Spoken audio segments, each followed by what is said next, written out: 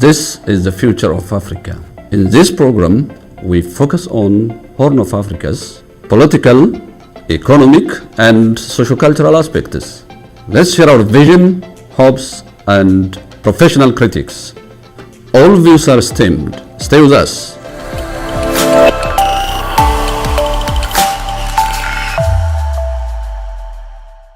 Dr. Gutu, welcome to this program. Thank you. Thank you for having me. Yeah, Dr. Gutu is a high-level researcher at University of Helsinki in Finland. Today we'll be discussing on some critical issues about Ethiopia and Oromia. Dr. Gutu, just before diving into the major aspects of our discussion, I would like to pose one important and common question. That's how do you see the ups and downs of the struggle of the Oromo people? Thank you, Dr. Hussein, for having me again. Let me briefly put it as such. When the struggle of Oromo people started about 6 decades ago in an organized form, we were far from the current state. So one would say we have come very far in terms of becoming closer to realizing the goals that were aspired for in the beginning. But still, we are far from realizing it in real terms. So these goals, generally speaking, is about self-determination, whichever way one would want to frame it, the determination by the people as to their future fates concerning every realm of their lives. So we have come very far, but again, there are long ways to go. That is my overall evaluation of our current status. That's great. I think as an Oromo, we have gone through a number of challenges. Would it be possible to single out or describe some of the major challenges in that regard? For instance, maybe the absence of strong institutional foundations, or the absence of unity, or what's there? Do you have some kind of reflection on that? From the very beginning, starting from the occupation of Oromia by the southward expansion of the Abyssinian kingdom in the late 19th century, the Oromo people have struggled in their own ways for a long time in an organized manner. When it started to take a form of organization, it was much better, much more a good progress in terms of pushing the struggle forward. But then also when the people started to claim their rights, it's only few sectors of the society that were conscious, politically speaking, in the beginning. So that would have that must have actually impacted the struggle itself to get it pushed from the very beginning in an enormous way. But again, it is natural. Slowly, it gathered momentum, and in the early in 1991, the transition that actually ushered in the new constitution that was enacted in 1995 was a big progress, and one would say we'll probably talk about that a little bit later. So challenges have actually inevitably have come and gone. Some have some are still with us. But again, broadly speaking, we can divide these challenges into external challenges and internal challenge. Sure. The external has to do with any force that stands against the struggle of the Oromo people, whether in material sense or in symbolic sense. But I would like to focus more on the internal challenges, which at times happens to be very important in terms of realizing the self-determination objective of the Oromo people. For me, what stands out in this scenario is the challenge in terms of the unity of the Oromo people. Unity around a principled and legitimate goal of that which I referred to earlier as well as self-determination. Another part of this has to do with then the Oromo's consensus or lack of consensus on how to relate with others, okay? The internal unity, relation with others who share similar goals with the Oromo people, again, under the banner of self-determination, but also challenge in relation to Oromo's internal agreement or disagreement in relating with others who are opposed to the very goal of self-determination. And these are grand challenges that would stand out for me. I think that's great. Sure, there are internal challenges, there are external challenges, and we need to focus, as you said, first on our internal challenges and tackle that, and then the possibility of solving external challenges will be easier in that aspect. Let's now dive to some of the critical issues of our discussion today. And as a researcher, as a person who have been involving in Oromo and Oromo-related issues, how do you see the current political, economic, perhaps slightly, the diplomatic situation of Ethiopia in general this time? That's a great question, and probably one of the burning questions of all of our concerns on daily basis.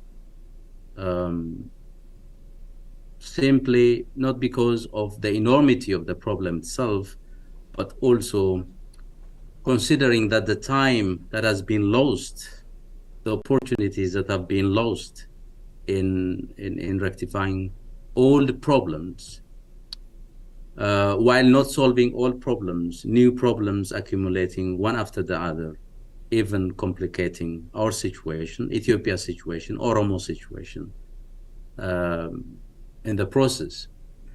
Now, I would describe Ethiopia's current circumstance as a country in multi-dimensional crisis in plural, because there are many angles to this crisis. There are economic crises, obviously, the root of which is, in fact, the second type of crisis, political crisis. That again is rooted in the political history of the country, and I can delve into that in a greater detail later if need be.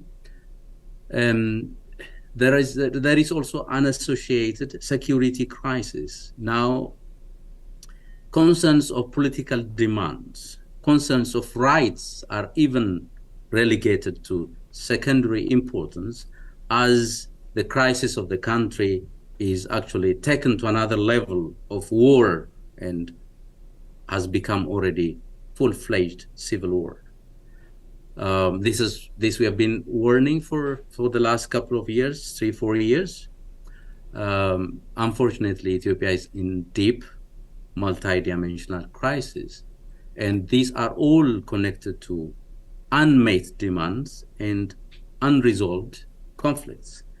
In fact, even looking at the way this crisis is understood and the way the government, the Ethiopian government led by the Prosperity Party, engaged with the current reality of the country is even worrisome, much worrisome, because there is a sense of denial, which is actually the political history of Ethiopia, reflecting these consistent denial of existing realities as a way of glossing over legitimate demands. So that even becomes our crisis even deeper. So the economic situation is dire, people's livelihood is threatened, the right to life itself is abrogated, is trampled over by the government, by various armed groups. In this scenario, people have raised arms for legitimate reasons as well. So this is a complication of that is rooted in unmet demands, as I said, and unresolved conflicts. So economically speaking, you see how the living cost is skyrocketing daily, that the talk of inflation. All these are contemporary crises, but need to be understood as long-standing, as resulting from long-standing political conflicts, which I think needs to be resolved, at least taken to seriously, for a sense of political settlement, for any sensible and sustainable development, or any sense of secured livelihood for the people. So Ethiopia is in crisis, and at the same time, which of course essentially means also Oromia is also in crisis, not just in crisis, but also in war and conflict awaiting resolution, which is distanced as we speak.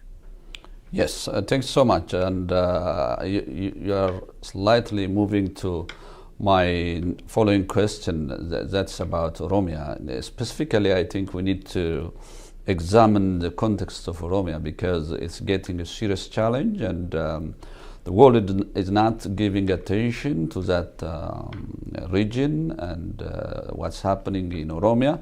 I think we need to talk a little bit deep with regard to this.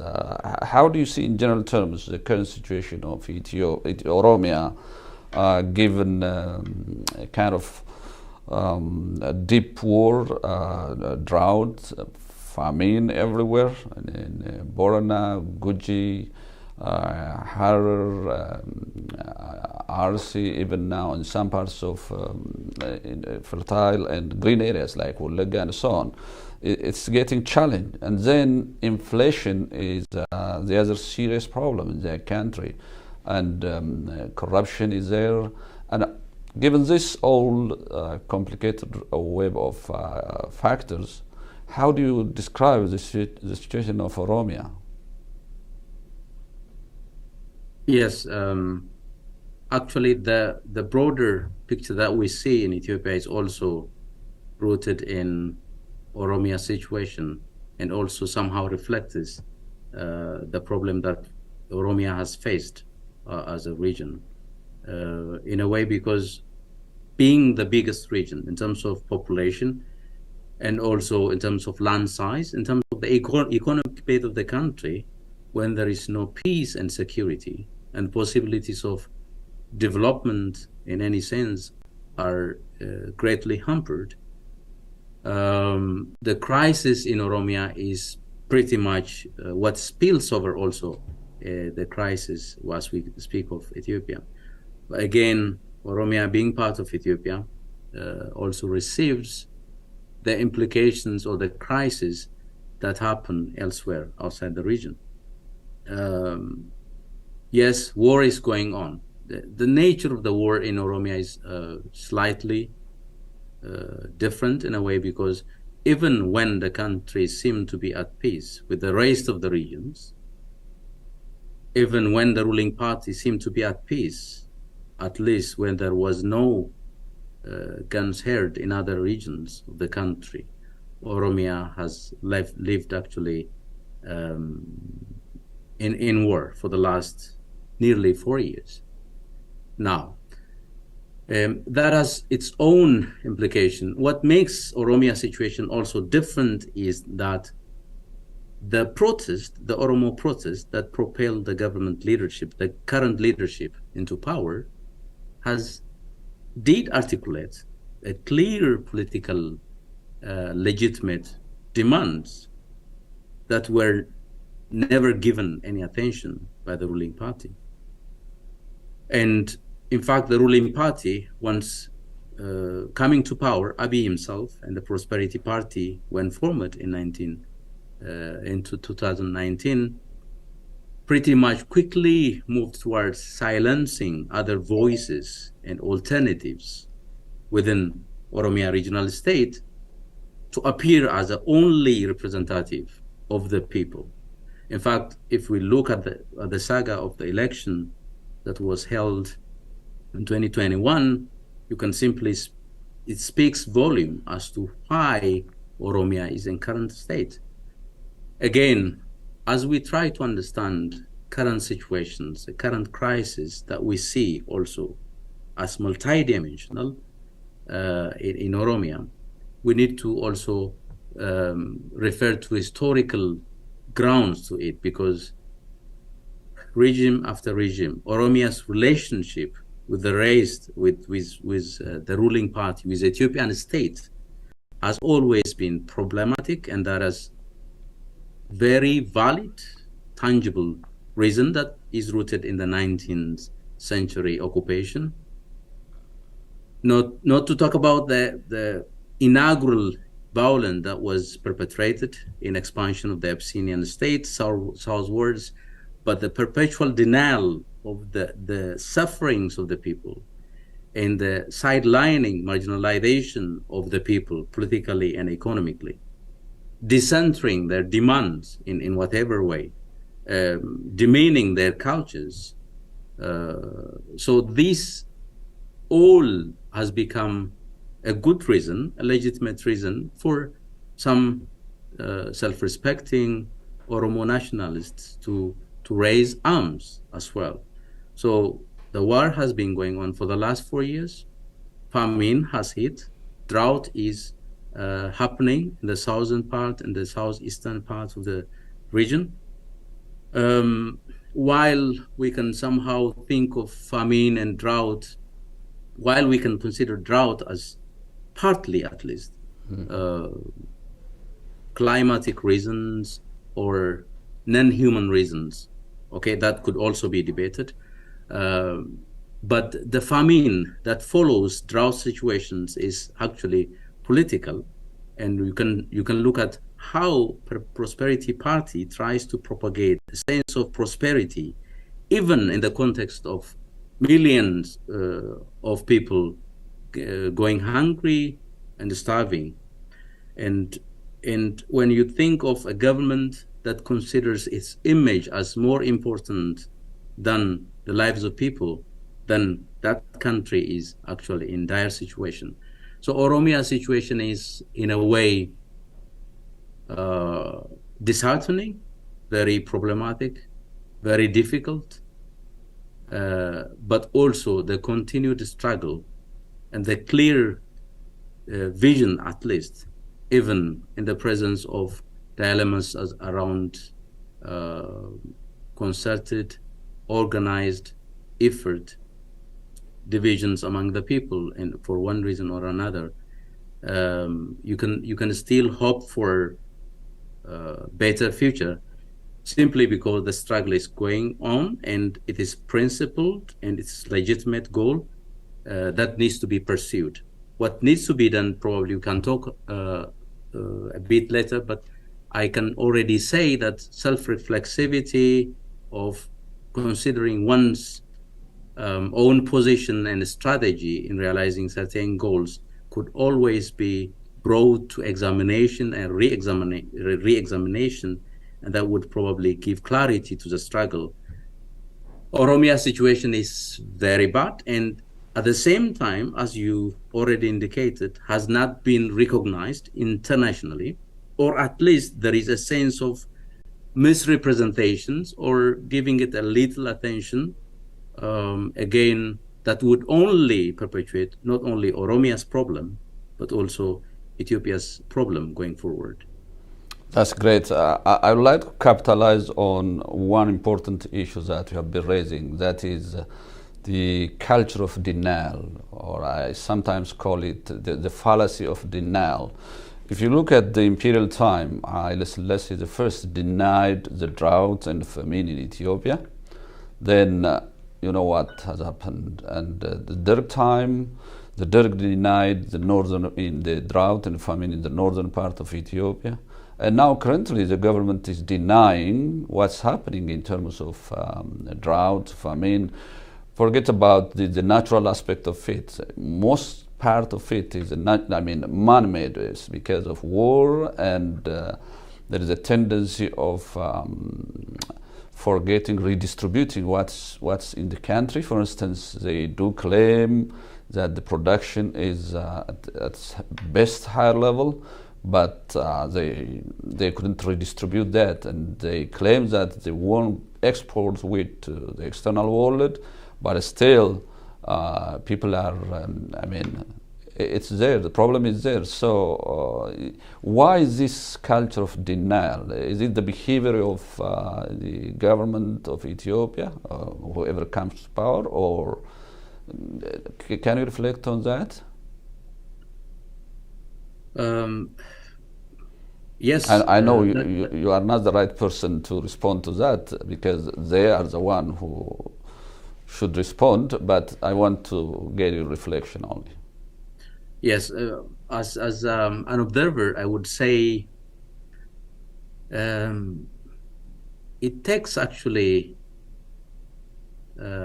courage, some sort of courage, to face the real problems, and it also takes real connection to the pains of the people to really acknowledge problems as problems.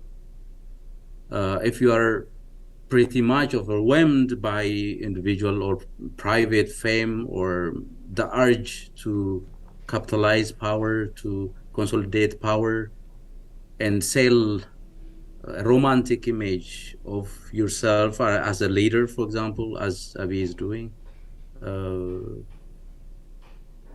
it is difficult to expect from such a leadership.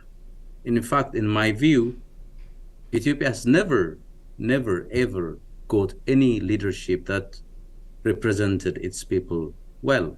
One has to represent the people, and one has to feel the pains of the people, to really acknowledge the problems of the people and the country. Then, in fact, recognition of these problems should also lead to some compromises, which compromises including actually relegation or relinquishing power in many ways. And Ethiopia's leaders have never been prepared for that, and neither is Abiy. So what does it mean? For example, if you consider the coming to power, every regime in Ethiopia has considered its coming to power as actually a down for the country's development, as if all political problems of the country have been solved, as if Ethiopia is on the right track now. So what does it mean? It means I am actually the only legitimate power to stay and govern the country. So to deny is actually to misrepresent problems. To deny is also to unrecognize the presence of problem, especially this denial. Okay, we said it has always been the case in Ethiopia's political history. Denial of course, in terms of even the suffering of people, not in historical times, but even in recent history. That has been actually a common pattern, but it has taken a new level under prosperity. And that is actually something that may not be explained in logic, because some of the things actually defy logic. Some of the claims that you hear, right, the prime minister is speaking, some of the claims that the authorities speaking, somehow make you think that these are living in illusion, and they are actually inviting people to live in their own illusion, in some sort of bubble, as if real problems would somehow evaporate by mere talk of positive aspirations. They have no sense of the materiality of poverty, for example. They think actually prosperity can come to being by simply repeating the concept itself. So some author actually calls this actually plain utopian. Actually, the leadership now in power is a plain utopian, and plain utopians actually do not recognize the reality. And denial, I would briefly explain in these terms, Dr. Hussein. That's very, very remarkable. And let me take you to the other part of what's going on in Ethiopia. Yes, I think it's obvious the war is there. There is a crisis and failure in all aspects, in terms of economy, in terms of politics, in terms of diplomacy, and so on. Parallel to this, there has been efforts for conducting a national dialogue, and what's your reflection on that? In fact, the government sometimes tends to claim that instead of war, the possibility of peace, talking peace, is there, and the other side also claims that. But actually, in actual terms, they don't want to make it happen, and it's remarkable that now things are. I mean, in South Africa, there is what you call a national dialogue, and some government officials over there start to just come up with negative explanation about it, and I don't know what's happening in that nation, and how do you see in general terms, and again the tendency of talking with TDF, not OLA, and other aspects of the opposition parts and so on. All this, when you add up, how do you see the possibility of having a national dialogue, which is a kind of all-inclusive, perhaps participatory, representative, and with facilitator or coordinator which is independent for that matter? How do you see the entire landscape of the possibility of solving problems using a national dialogue? Thank you. That is very critical also because of its implication, if there is any hope of peaceful settlement of the current situation that we see. Let's see it in two parts. One, the TPLPP negotiation, which is somehow being actually undertaken. I have some reservations as to how far could be taken with this mediation or negotiation that is taking place, that is about to happen, at least being planned now to take place in South Africa.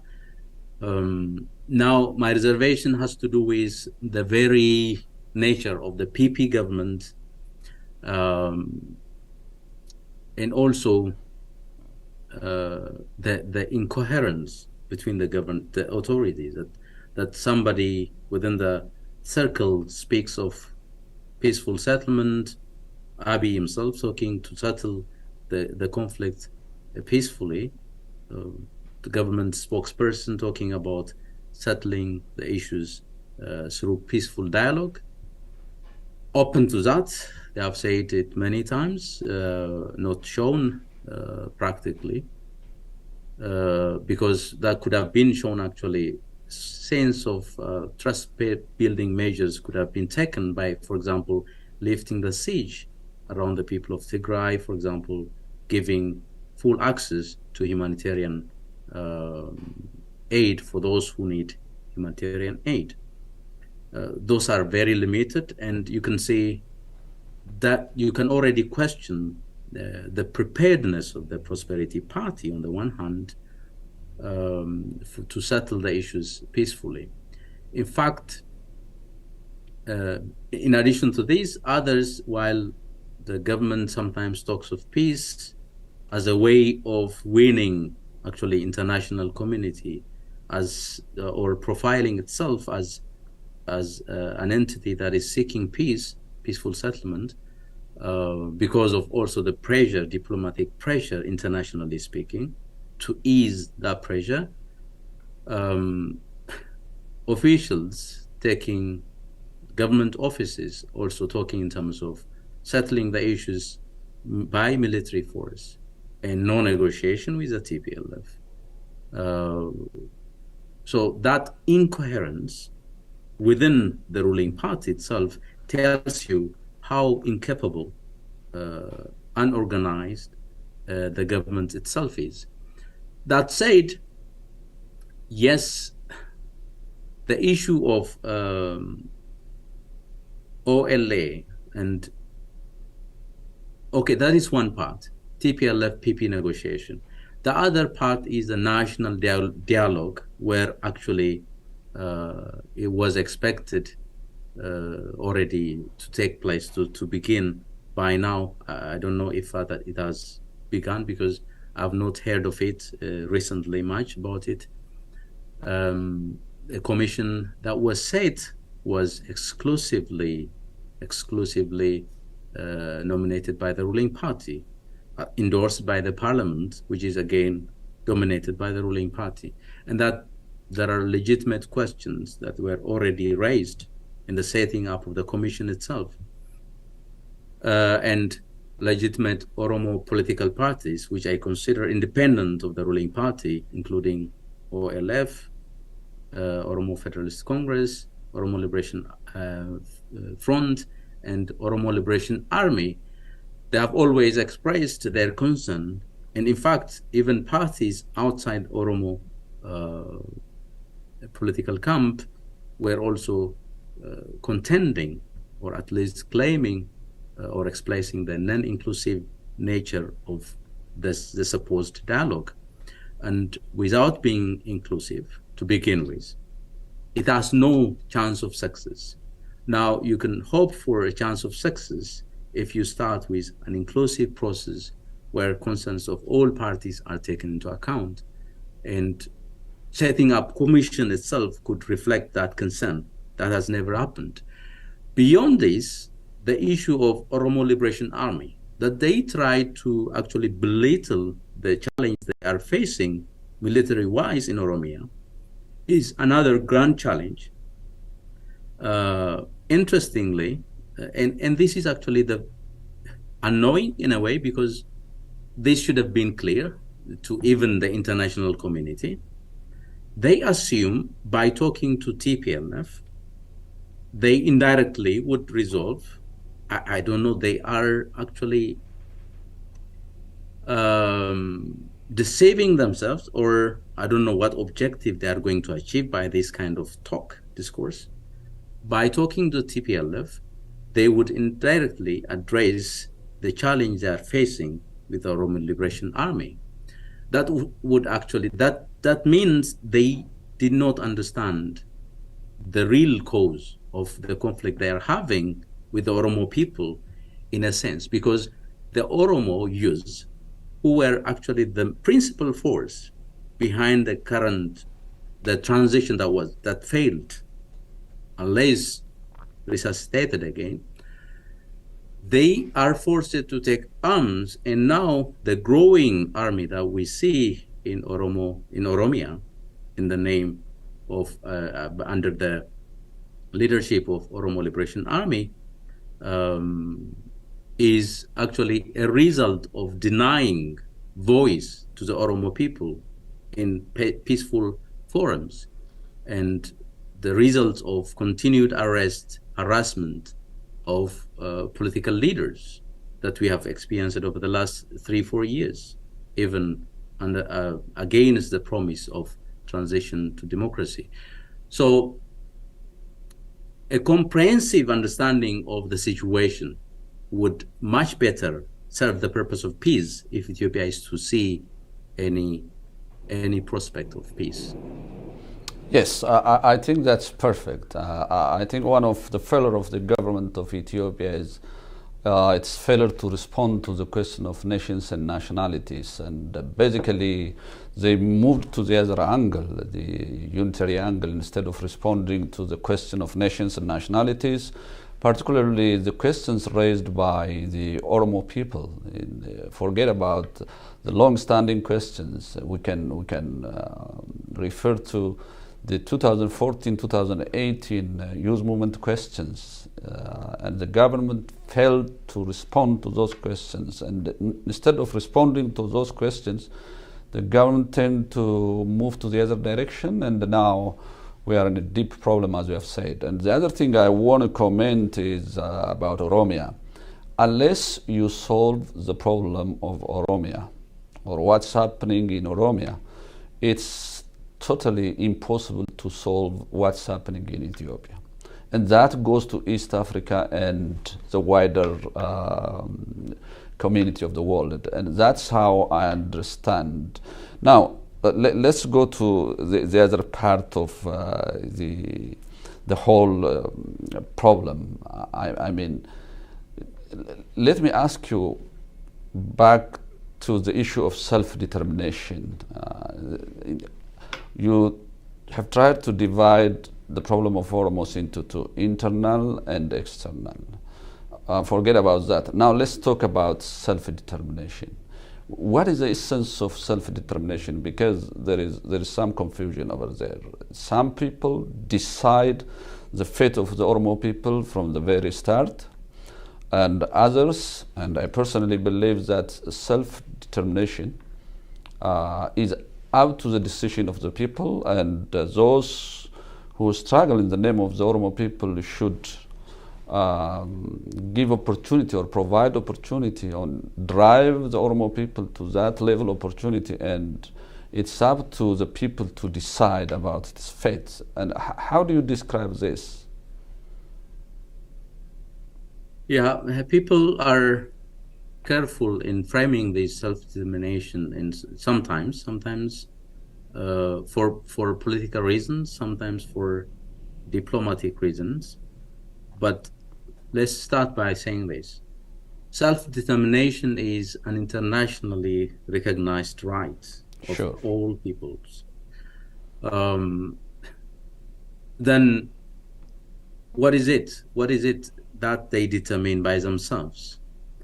The Oromo people have full right, I believe, to determine their future, their political future, their economic future, their destiny in its entirety. They have the right, full right of determining it.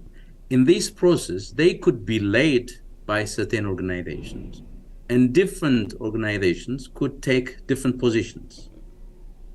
And they can probably raise awareness, they can educate the people to opt for one option or the other, okay? But then the ultimate voice should be left for the people of the Oromo people, for the people themselves, the ultimate voice. Whether that means actually self-governing state within Ethiopia or an independent state, okay, there are benefits and costs to all these options. These should ultimately be decided by the people themselves. Again, as I said, different political organizations could take positions and could propagate their positions and could sell their positions to the people, and it should be left to the referendum that would be decided. Again, these should also be carefully framed in a context where, for example, if you look at great powers like the USA, they repeatedly talk about the territorial integrity of Ethiopia. Territorial integrity of Ethiopia is probably sacrosanct according to their national interest. But again, the Oromo people should also firmly demand it's their right to determine their future. So self-determination should ultimately be left to the people, but all kinds of leadership and raising awareness and campaigns that would lead to that should be open. So nothing should be determined for the people a priori. I think that is what's recognized internationally and even the constitution of Ethiopia, though people would like to erode that constitution, and great reflection for that. Thank you, Dr. Guto. Now let's go to the general concluding question. If you have any advice, my question is, what do you advise, for instance, the Ethiopian government, the Ethiopian people, the international community, perhaps specifically to the Oromo people?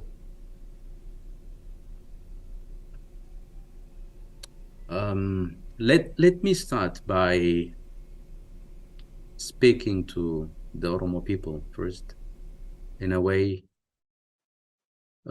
because I would like to actually call again this repeated call of unity about anything, over anything else, unity of goal, unity of purpose towards certain goal, even in the presence of diverse ideas as to how to get there.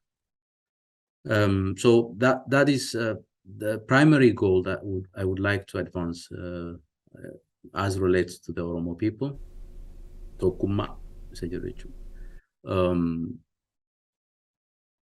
Beyond that, we should also think introspectively. I think it is a time, okay, all this way, we have gone very far, as I said in the beginning, but again, a lot is left, is yet to be achieved. There is actually, today, or this time, is a high time for self-reflexivity. Now, this self itself is not about individuals, but also within the Oromo struggle, within the Oromo camp, there is a need for self-reflexivity beyond confronting challenge that we are encountering, that the people is encountering from outside. I think it is time to take a moment and engage in soul searching, introspective approach to really question, because we evolve, we do learn new things. We need to be also ready to adapt to new challenges and new circumstances. So I would call, actually, I would like to invite the Oromo people and organizations and leaders, civic and political leaders, to consider, to actually question their own position, question in a way to learn from it and rectify and get more clarity on where to go and how to go about it. If that much I would say with regard to the Oromo people and its leadership as such. Beyond this, I also feel there is a sense of frustration at times, a sense of lack of empathy, because of the enormity of the problems as we think of the suffering that is taking place. Now I'm talking not only in relation to the Oromo people, looking at Ethiopia, looking at the social fabric of the country at the moment. There are great concerns pertaining to how people are treating each other. So that is a source of great concern. And I think the Oromo people need to actually, as they recognize and fight for their rights, also try to see and look into the demands and the rights of other peoples and relate to others in that spirit. I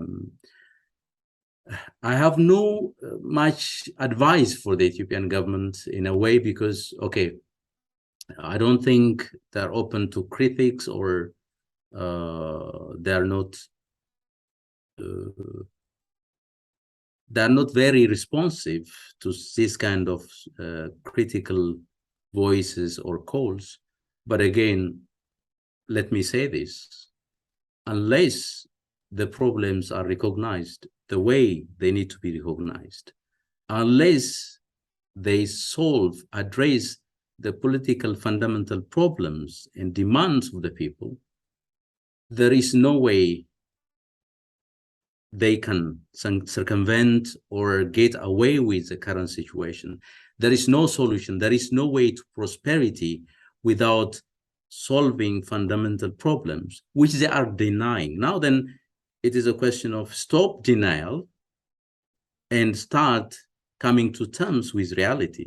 Start to reckon with reality.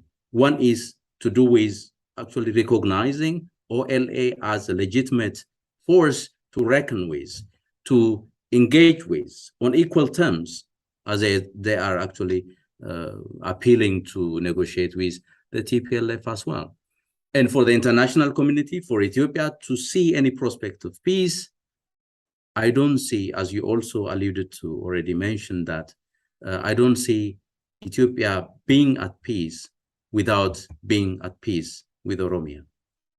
And without peace reigning in Oromia,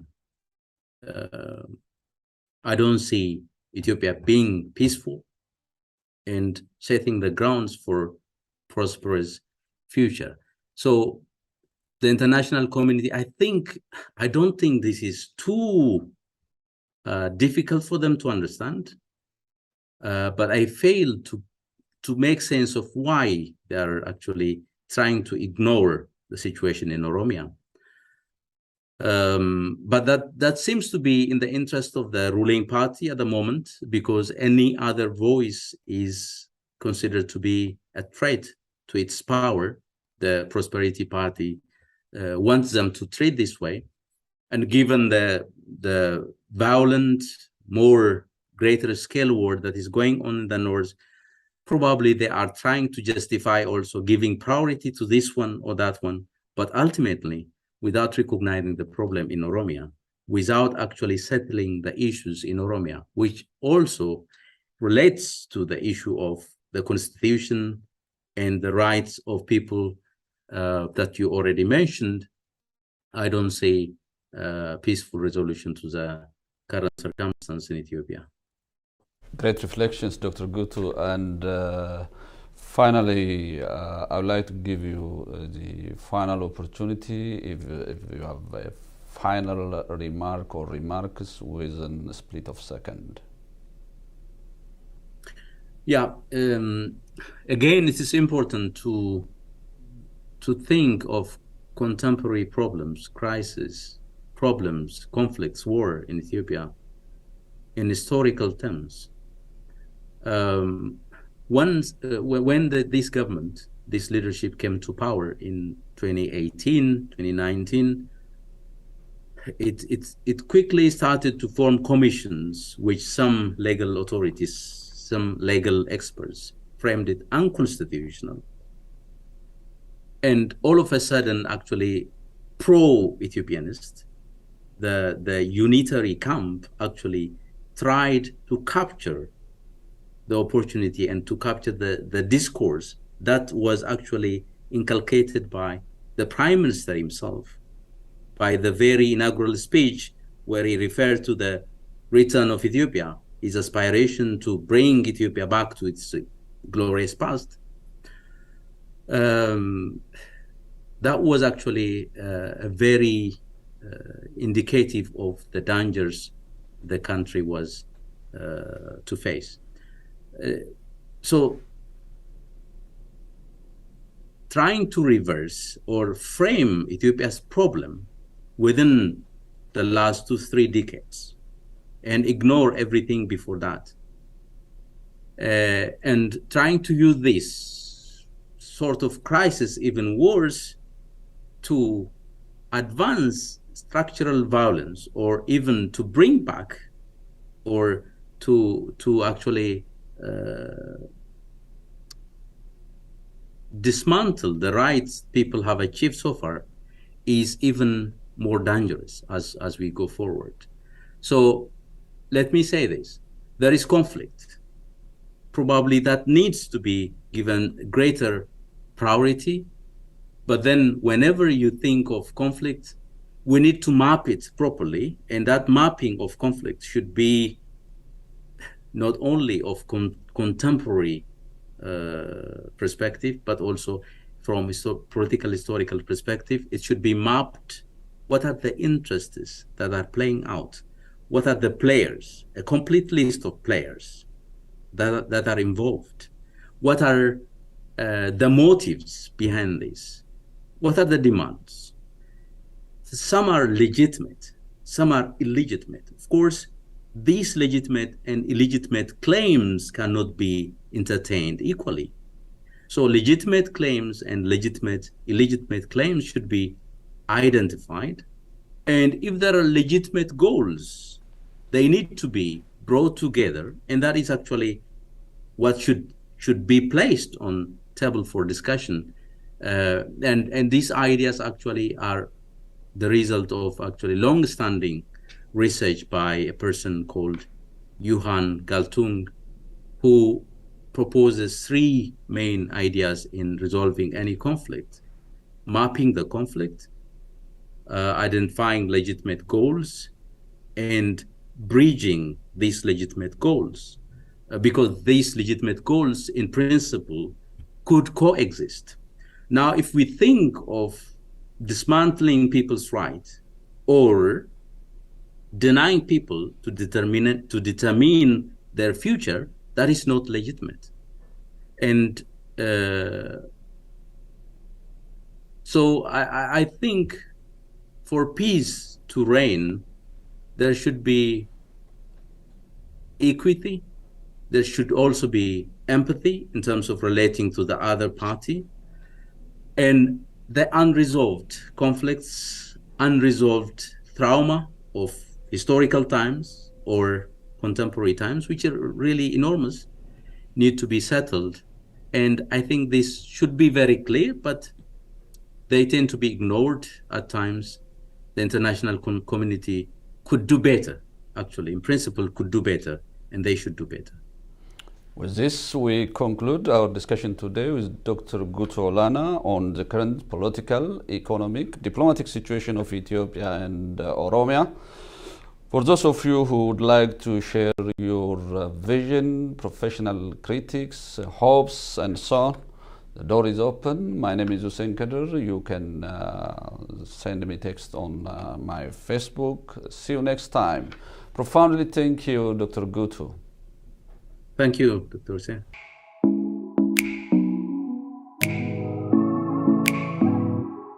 sababa dhibee COVID-19tiin manneen barnootaa, manneen amantii, hiriyyoottanii fi iddoowwan bashannanaa irraa fagaattanii jirtanii, wantoottan jaalattanoo sababa kanaan dhabdanii jirtanii.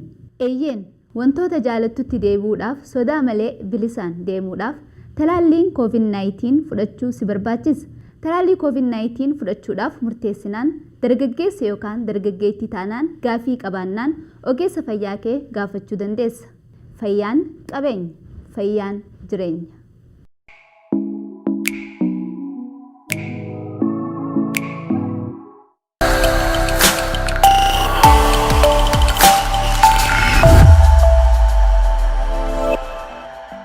This is the future of Africa.